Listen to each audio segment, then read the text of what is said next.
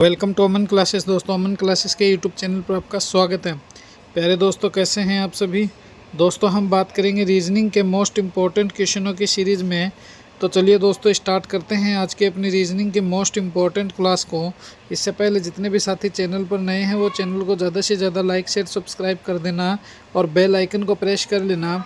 और दोस्तों, इनमें से आप कितने क्वेश्चन सही कर पा रहे हो मुझे कमेंट में ज़रूर बताना। और अगर आप किसी भी एग्ज़ाम की तैयारी कर रहे हो तो ये आपके लिए वीडियो वेरी इंपॉर्टेंट साबित होने वाला है, क्योंकि इस क्लास में मैं आपको वही क्वेश्चन करवाऊंगा जो आपको आने वाले एग्ज़ाम में पूछे जाएंगे। इसलिए बने रहना वीडियो के एंड तक। और इनमें से आप कितने क्वेश्चन सही कर पा रहे हो मुझे कमेंट में ज़रूर बताना। तो देखिए, आज का अपना पहला क्वेश्चन देखिए। दिए गए समूह में विषम की पहचान करें। इसमें हमें विषम छांटना है। कोई तीन तो एक जैसे दिए हुए इन चारों में से एक ऐसा निकलेगा जो इनमें से क्या होगा, इनमें अलग होगा। वो अलग जो है वही हमें बताना है कि इनमें से कौन सा अलग हो सकता है। तो देखिए इन क्वेश्चनों को। और दोस्तों, ऐसे ही क्वेश्चन आपके बहुत सारे एग्जाम में पूछे जाएंगे। तो देखिए, सबसे पहले हम देखते हैं, इसको सेट करते हैं। देखिए 1 + 6 + 9 है। देखिए 1 + 6 + 9, तो 9 और 7 कितने हो गए, तो सर हमारे हो गए 16। यहाँ से देखिए 4 और 2 कितने हो गए, 6, 6 और 1 कितने हो गए, 7। ये भी ठीक है। 2 और 8 कितने हो गए, 10, 10 और 9 कितने हो गए, 19। इसके बाद देखिए 5 और 2 7 हो गए, 7 और 9 कितने हो गए, तो सर 16 हो गए। तो 2 तो 16 है, एक 7 है, एक 19 है। इसका मतलब ये तो मामला सेट नहीं होता, ये तो पूरा का पूरा सही नहीं है, ये तो गलत हो गया। तो फिर ये सही कैसे होगा। देखिए इस क्वेश्चन को, देखिए इस क्वेश्चन को अभी करते हैं अपन सोल्व। तो ये जो 529 है ये दोस्तों कितने का स्क्वायर है, तो सर ये 23 का स्क्वायर है। ये 289 कितने का स्क्वायर है, तो सर ये 289 जो है ये 17 का स्क्वायर है। और ये 169 है, ये कितने का स्क्वायर है, तो सर ये 13 का स्क्वायर है। मगर जब तुम इसकी तरफ देखोगे 421 की तरफ, तो ये किसी भी चीज़ का स्क्वायर नहीं है। क्या नहीं है, ये किसी भी चीज़ का वर्ग जो है वो नहीं है, स्क्वायर जो है वो नहीं है। इसलिए ये जो होगा दोस्तों क्या होगा, अपना विषम होगा। तो B is the correct answer. तो दोस्तों विषम कौन सा हो गया, तो बी हो गया। इसीलिए दोस्तों जब भी आपके सामने ऐसे क्वेश्चन आए, तो मैंने आपको जब ये प्लस करके दिखाया था, तो कुछ में ऐसे रिलेशन दिए हुए होते हैं जो प्लस कर दिए जाते हैं, तो उन्हें प्लस करके देख लेना। विषम के अंदर पूछने वाला आपको इंग्लिश भी दे सकता है, आपको किसी स्टेट के बारे में भी दे सकता है, आपको कोई जिलों के बारे में भी दे सकता है, आपको कोई झीलों के बारे में भी दे सकता है, या आपको किसी प्रकार का कोई जीआई टैग जिसका लगा हुआ हो उसका दे सकता है। कुछ भी दे सकता है, वो पूछने वाले पे निर्भर रहता है। देखिए नेक्स्ट क्वेश्चन पर चर्चा करते हैं। अगला प्रश्न देखिए, ये रहा हमारा नेक्स्ट क्वेश्चन। वीडियो के एंड तक बने रहना। और दोस्तों, ऐसे ही क्वेश्चन आपके एग्ज़ाम में आपको देखने को मिलेंगे। तो कितने क्वेश्चन सही कर पा रहे हो मुझे कमेंट में ये ज़रूर बताना। देखिए, लुप्त अंक ज्ञात करें। मिसिंग नंबर निकालना है। क्या करना है, हमें मिसिंग नंबर निकालना है कि इनमें क्या आएगा। तो सबसे पहले इस क्वेश्चन को समझना कि सबसे पहले तो हम यहाँ पर ऐसे देखेंगे, ऐसे नहीं समझ में आया तो ऐसे देखेंगे। मगर देखिए 4, 3, 5 है, 23 हो गया, 19 हो गया। और ये क्वेश्चन मार्क है, इस क्वेश्चन मार्क पर क्या छपेगा वो हमें बताना है। तो कोई दिक्कत नहीं है, अगर थोड़ा सा भी दिमाग है तो ये आराम से सोल्व हो सकता है। सबसे पहले देखिए हम करते हैं 4 + 3 + 5 करते हैं। तो 5, 3, 8 हो गए। 8 और 4 कितने हो गए, तो सर 8 और 4 कितने हो गए, 12। 12 प्लस कितने करें, तो 12 + 11 कितने हो गए, तो सर 23 हो गए। कितने हो गए, 23। इसी प्रकार देखिए 5 + 4 + 3 कीजिए। 5 और 4 9 हो गए। 9 और 3 कितने हो गए, 12। 12 में अब अगर तुम 11 प्लस करोगे तो 23 आने चाहिए, मगर यहाँ पर तो 19 दिए हुए हैं, इसलिए ये ट्रिक तो अपनी पूरी की पूरी फेल हो गई। उसके बाद देखिए हम करते हैं इसको। अब देखिए, अब हम इसको मल्टीप्लाई करते हैं कि 4 × 3 + 5 करके देखते हैं।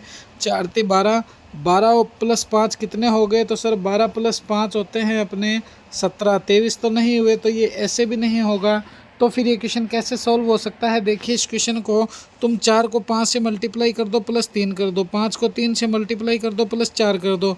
6 को 3 से मल्टीप्लाई कर दो, +2 कर दो। देखिए 4 × 5 कीजिए, +3 कीजिए, तो कितने हो गए, 4 पंजे 20 + 3 कितने हो गए, तो सर 23 हो गए। इसी प्रकार 5 × 3 कीजिए और प्लस में 4 ले लीजिए। अब देखिए 5, 3, 15 और 4 कितने हो गए, तो सर 19 हो गए। हो गए कि नहीं हो गए, बिल्कुल हो गए। तो अब देखिए 6 × 3 कीजिए और +2 कीजिए। 6 × 3 18 हो गए। 18 + 2 कितने हो गए, तो सर 20 हो गए। और ये 20 ही तो अपना आंसर है जो सी में है। तो यहाँ पर 20 छप जाएगा, तो सी इज़ द करेक्ट आंसर। तो ये जो 20 आएगा ना दोस्तों, यही क्या आएगा, अपना करेक्ट आंसर हो जाएगा। तो सी इज़ द करेक्ट आंसर। तो देखिए कितने इजी वे में हम इन क्वेश्चनों को सोल्व कर पा रहे हैं। बस ऐसे ही तुम्हें अपने क्वेश्चन सोल्व करने हैं और जब अपना आंसर निकल जाए तो बाय बाय टाटा कह के तुम भी निकल जाओ। चलिए नेक्स्ट क्वेश्चन देखिए, ये रहा हमारा अगला प्रश्न है। नेक्स्ट क्वेश्चन ये रहा आपके सामने।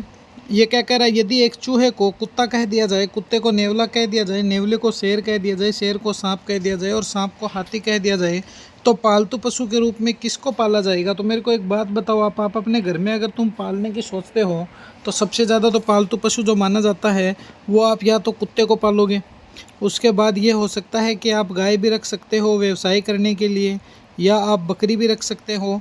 तो ये तीन ही तो चीज़ है जो तुम पालते हो, इसके अलावा कोई चौथी चीज़ तो नहीं है। ये तो यह हो ही नहीं सकता कि तुम शेर को घर में पाल लोगे, वो तुम सभी को चीर फाड़ करके गायब हो जाएगा। या फिर ये भी नहीं है कि तुम लोमड़ी पाल लोगे या तुम नेवले को पाल लोगे। हाँ, ये एक अलग बात है कि नेवलों का भी एक अपना महत्व है, अलग से देखेंगे उस बात को हम। तो देखिए अब ये क्या कह रहा है, पालतू पशु के रूप में। इस क्वेश्चन के अकॉर्डिंग जो पालतू पशु है वो कौन होता है? तो सर कुत्ता होता है। तो कुत्ते को इसने क्या कह दिया, तो कुत्ते को नेवला कह दिया जाए और नेवले को शेर कह दिया जाए, तो हम किसको पालेंगे?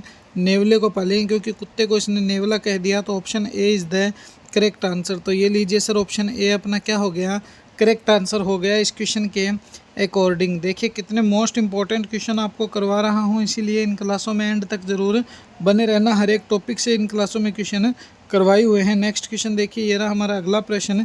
पी एस है, वी वाई है, एफ आई है, समानुपात अनुपात क्वेश्चन मार्क है। तो एफ आई की तरफ तो तुम दिमाग लगाओ ही मत, तुम तो सिर्फ यहाँ पर दिमाग रखो कि पी एस वाई में क्या रिलेशन है, वैसा ही रिलेशन तुम्हें निकाल लोगे। तो देखिए सबसे पहले पी है, फिर इसने एस कर दिया, फिर इसने वी कर दिया, वी से इसने वाई कर दिया, समानुपात इसने क्या कर दिया, तो एफ है और आई कर दिया, अनुपात इसने क्वेश्चन मार्क कर दिया। अब क्या आएगा वो हमें बताना है। तो सबसे पहले हम क्या करेंगे, इन दोनों का रिलेशन निकालेंगे कि P से V की तरफ चलते हैं। तो देखिए V कितने पे आता है, P जब 16 पे आता है, V 22 पे आता है, तो कितने प्लस हो गए? तो सर यहाँ पर तो प्लस हो गए 8, कितने हो गए 7 प्लस हो गए। कैसे? तो देखिए P है, फिर Q R S T और U और V, तो कितने हो गए? प्लस 6 हो गए। कितने हो गए? P के बाद क्या आता है, Q R S T U और V, तो प्लस सर 6 हो गए। कितने हो गए? 6 प्लस हो गए। और यहाँ से S से Y की तरफ चलिए, S के बाद T U V W X और Y, तो यहाँ पर भी सर प्लस 6 हो गए। तो अब हम क्या करेंगे, F से प्लस 6 करेंगे। तो F में प्लस 6 करते ही क्या आ जाएगा, G H I J K और L, क्या आ जाएगा, G H I J K और L आ जाएगा। क्या आ जाएगा? L आ जाएगा। तो ये लीजिए ऑटोमेटिक इक्वेशन सॉल्व हो गया। और उसके बाद देखिए जब I में प्लस 6 करेंगे तो क्या आ जाएगा, LO आ जाएगा। और ये LO कहाँ है? ऑप्शन सी में है। तो सर सी ही अपना क्या हो जाएगा, इस क्वेश्चन के अकॉर्डिंग करेक्ट आंसर हो जाएगा। तो option number C is the correct answer. तो और करना क्या है, हमें तो हमारे आंसर से मतलब है। बहुत सारे एग्ज़ाम में क्वेश्चन पूछे जा चुके हैं, इसलिए इन क्वेश्चनों को तुम कॉपी में लिख लेना। और अगर लिख ना सको तो तुम टेलीग्राम को ज्वाइन कर लेना, टेलीग्राम पे मैं आपको ये PDF डालता रहूँगा। देखिए नेक्स्ट क्वेश्चन, ये रहा हमारा नेक्स्ट क्वेश्चन। बहुत ही शानदार क्वेश्चन है, मोस्ट इंपॉर्टेंट लगा लेना इन क्वेश्चनों को तुम। देखिए दी गई आकृति में कितने त्रिभुज है, ट्राइंगल ज्ञात करने हैं। क्या करने हैं? ट्राइंगल ज्ञात करने हैं। तो ट्राइंगल मतलब त्रिभुज निकालने हैं। बहुत ही अच्छा और शानदार क्वेश्चन है। देखिए मैं आपको सीधा सा फंडामेंटल बता देता हूँ कि जब भी आपको इस प्रकार की आकृति आ जाए तो एक तो यहाँ से देखना कि ये रही एक तो आकृति, ये बन रही, ये देखिए सर बीच में ये लाइन है, क्या है, ये ड्रॉ है, ये लाइन है। तो ये लीजिए लाइन हो गई। तो अब तुम इस बात को समझना, एक यहाँ पर लगा दो, दूसरा यहाँ पर लगा दो और दोनों को प्लस कर दो। तो 1 + 2 कितने हो गए? तो सर 3 हो गए। पहली बात ये समझ लेना। दूसरी बात देखिए, एक यहाँ से यहाँ तक ये पूरा का पूरा भी तो बन रहा है। तो बिल्कुल सर ये पूरा का पूरा भी यहाँ से यहाँ तक बन रहा है। देखिए ये रहा यहाँ से यहाँ तक, इस पूरे को देखिए। तो 1 + 2 यहाँ पर लगा दो। तो 1 + 2 कितने हो गए? तो दोनों को प्लस कर दो। 1 + 2 3 हो गए, 3 + 3 6 हो गए, और 6 ही तो अपना आंसर है। तो ये लीजिए सर अपना आराम से निकल गया। क्या निकल गया? आराम से निकल गया। तो ये लीजिए, वरना आपको मैं बताऊं कि अगर आपको इस तरह की आकृति भी दे दी जाए कि जैसे मान लीजिए ऐसे दे दिया और उसके बाद आपको यहाँ से यहाँ तक लकीरें मार दी, ये देखिए, अब आपको पूछ ले कि इस आकृति में कितने त्रिभुज है, तो कोई घबराने की बात नहीं है। ये लीजिए नंबरिंग कर दो, 1 2 3 फिर 4 फिर 5 6 7 और 1 8। तो देखिए यहाँ पर क्या करना पड़ेगा आपको, जब भी इस तरह से आपको त्रिभुज पूछ ले तो ये लीजिए 8 को 2 से मल्टीप्लाई कर दो, कितने हो गए? तो सर 16 त्रिभुज हो गए। कितने त्रिभुज हो गए? तो सर 16 त्रिभुज हो गए। और ऊपर जो आपको दिया हुआ है इस प्रकार से अगर पूछ ले तो इनको प्लस कर देना, जितने भी हो 1 प्लस 2 प्लस 3 प्लस करके बता देना कितने त्रिभुज हो गए। नेक्स्ट क्वेश्चन देखिए, ये रहा हमारा अगला प्रश्न। बहुत ही अच्छा और शानदार क्वेश्चन है, समझना इस क्वेश्चन को, मोस्ट इंपॉर्टेंट लगा लेना। ये क्वेश्चन बहुत सारे एग्जाम में पूछे जा रहे हैं। देखिए 9 है, फिर 28 है, फिर 86 है, फिर उसके बाद सीधा 261 कर दिया, 787 कर दिया और फिर क्वेश्चन मार्क कर दिया। अब इसके आगे क्या आएगा वो हमें बताना है।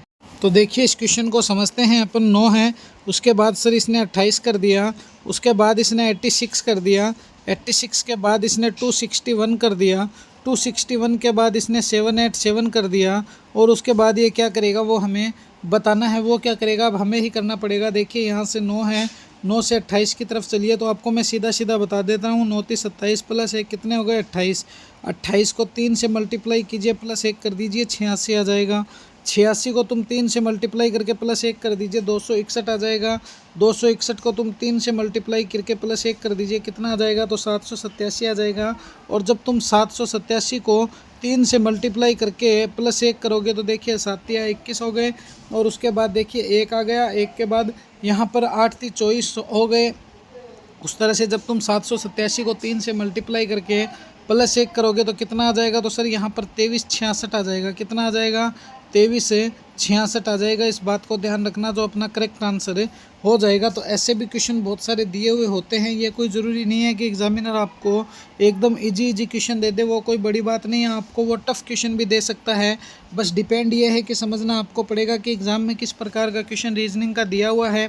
एसएससी वालों तो कान खोल कर सुन लेना, क्योंकि एसएससी का एग्ज़ाम जो है अब बहुत ही हार्ड लेवल से होना शुरू हो चुका है, क्योंकि पेपर आपको फेल करने के लिए लिया जाता है, ना कि आपको पास करने के लिए। नेक्स्ट क्वेश्चन देखिए, ये रहा हमारा नेक्स्ट क्वेश्चन। बहुत ही अच्छा क्वेश्चन है। दिए गए समूह में विषम की पहचान करें कि इनमें से विषम क्या है वो हमें बताना है। तो कोई दिक्कत नहीं है, आराम से हम इसको बता सकते हैं। देखिए किसान है, फिर मोची हो गया, फिर लोहार हो गया, फिर सहायक हो गया। तो इनमें से विषम क्या है?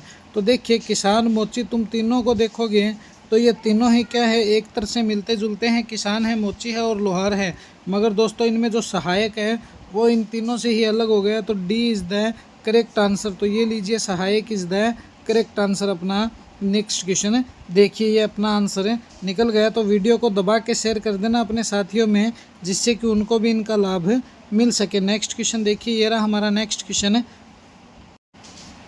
यदि एक विशिष्ट कोड भाषा में फ्रेम को IUDPH लिखा जाता है तो इसी कोड भाषा में तुम रॉयल को किस प्रकार लिखोगे वो हमें बताना है। तो देखिए इसने क्या कहा है कि फ्रेम को, तो सबसे पहले क्या करेंगे दोस्तों, कोडिंग डिकोडिंग का क्वेश्चन है। ये बात ध्यान में रखना, किसका? कोडिंग है, डिकोडिंग का क्वेश्चन है ये। और ये बोल रहा है कि तुम फ्रेम को अगर IUDPH लिखोगे तो फिर रॉयल को तुम क्या लिखना चाहते हो। तो देखिए बहुत ही अच्छा क्वेश्चन है। देखिए सबसे पहले क्या करेंगे, फ्रेम बनाएंगे, FRAME। और इसने फ्रेम को क्या कह दिया, इसने कह दिया कि तुम फ्रेम को IUDP और H लिख सकते हो। क्या लिख सकते हो? DPH लिख सकते हो। तो यहाँ से देखिए अब हमें रॉयल बनाना है, ROY फिर A और L। ये लीजिए रॉयल के लिए हमने जगह चूज कर ली है। तो सबसे पहले फ्रेम देखिए, F से I की तरफ चलिए, F फिर G H और I। तो क्या हो गया? तो सर +3 हो गया। उसके बाद R से U की तरफ चलिए तो भी क्या हो गया सर? +3 हो गया। A से तुम D की तरफ चलिए तो भी सर +3 हो गया। M से तुम P की तरफ चलिए तो भी सर +3 हो गया। और E से H की तरफ चलिए तो भी क्या हो गया? +3 हो गया। तो अब हमें भी क्या करना है? +3 ही तो करना है। तो R में +3 करिए। तो R में +3 करने पर S T और U आ जाएगा। ये लीजिए सर +3 कर दिया। इसके बाद O में तुम +3 कीजिए, O में तुम +3 करोगे तो क्या आ जाएगा? R आ जाएगा। Y में तुम +3 करोगे तो क्या आ जाएगा? तो सर B आ जाएगा। A में +3 करोगे तो सर क्या आ जाएगा? D आ जाएगा। और L में जब तुम +3 करोगे तो क्या आ जाएगा? तो सर L में +3 करते ही O आ जाएगा। तो URBDO कहाँ पर है? और ये अपना +3 का रिलेशन सेट हो गया। क्या हो गया? +3 का रिलेशन सेट हो गया। तो URBDO कहाँ है? तो सर ऑप्शन नंबर डी में सीधा सीधा ही नज़र आ रहा है। तो option number D is the correct answer. तो ये URBDO अपना क्या हो जाएगा?